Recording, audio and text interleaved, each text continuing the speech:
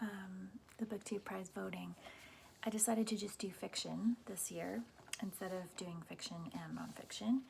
And I categorized my votes a little bit differently this year as well. So last year I made a system for myself and it worked okay. This year what I decided to do was put a yes as a star, maybes are O's, and no's for voting are lines. There was a lot of books on here and it took quite a long time to go through this list this year.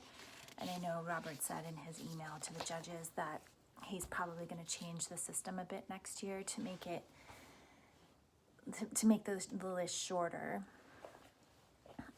So I went through, and what I wanted to classify for myself was just to see, I cast my 20 votes and I had more than 20 stars, but I just kind of eliminated some based on the same thing as last year, where I felt like if it's a really popular book, it's probably going to get through without my vote. So I took my vote off of some of the very popular ones and put it on some of the other ones that I actually genuinely want to read, that sound really interesting to me. And then when I get the final results, I will highlight the books that are in the top 48. And then I will see how many of them interest me, because the circles are books that sound interesting, but that I wouldn't necessarily pick up to read first. So yeah, it'll be interesting to see what the results are. And I just submitted my votes, and I don't think the results are going to be announced until another week and a half or something like that. So it's always exciting to hear who made it through, and then we'll be getting our reads for February. So I will check in with you then and tell you what books I will be reading. Hi everybody.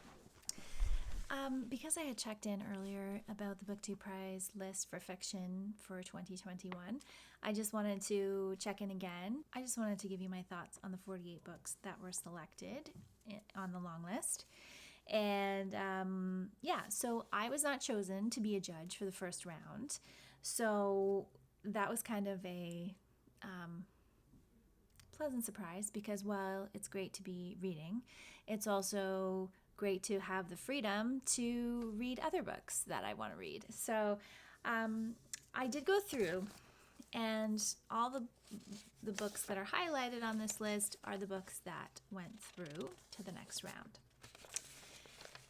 My numbers for this didn't turn out as well this time as they did last time. I only ended up having voted for 10 of the books on this list out of 48, which is mildly disappointing. And it's brought up a few things for me about the nature of the BookTube Prize. And there's a lot more judges this year. I'm not sure how many of the over 200 judges voted for fiction, because some people will only be doing nonfiction, and some people might be doing both, and some people just be doing fiction.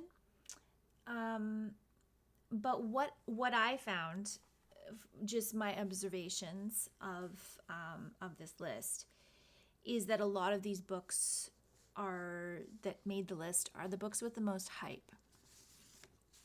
And I understand how that happens, and I understand that maybe not everyone has the chance to go through and look up every single book on a list that's over 100 books and really consider what they want to read. I understand that some people read books based off of hype and, bestseller lists and award lists and things like that.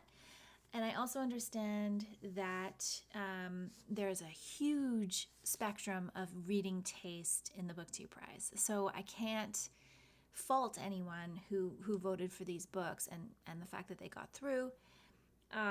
It's just that what I've seen right now is that my taste is not really overlapping very well.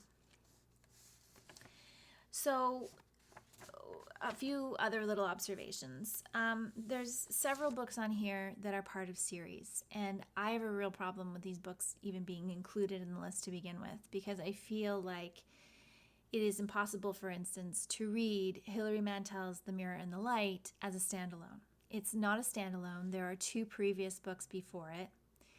And in order to judge it properly, I feel like you have to have read the other 2 books. I have read Wolf Hall. I have not read the second book. And so if I end up getting The Mirror and the Light in one of my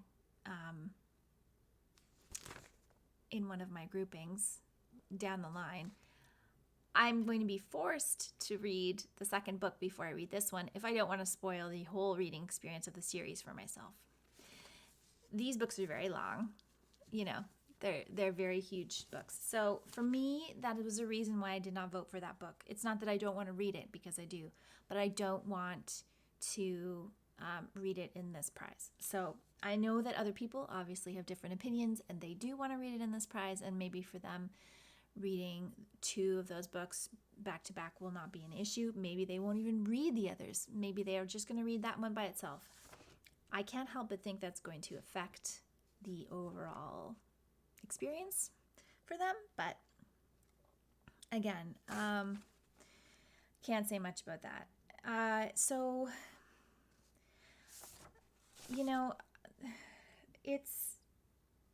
it is what it is, and I will read the books that I am given when I am chosen to be a judge. Depending on my experience of reading those books, I may end up continuing on in judging other rounds, or I may not. A few of the other books that I didn't vote for was Summer by Ali Smith. Again, it's a quartet. You don't have to have read the other 3 in order to read the 4th. So in that one, if you start with summer, you can just read summer, autumn, winter, spring, or something like that. And really, it's a cycle. It can be in a circle, one way or the other. So yeah, those are just my thoughts about the prize. I feel slightly guilty that I am not as enthusiastic this year as I was previously about the lists. I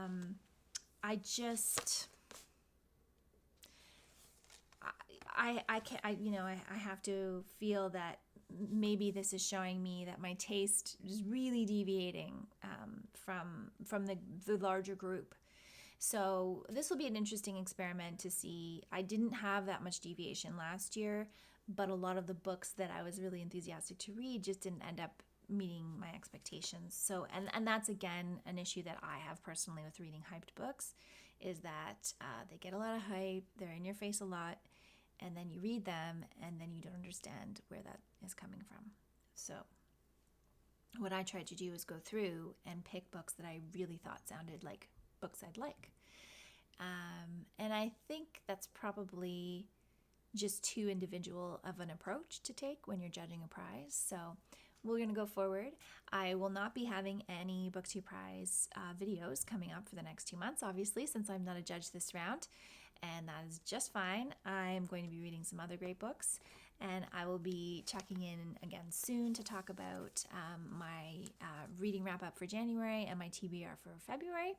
So thanks so much for watching, and I will be back again in 2 months, hopefully, as a judge, and let you know what I am doing for the second round of BookTube Prize, what I am reading for the second round of BookTube Prize. So thanks so much for watching.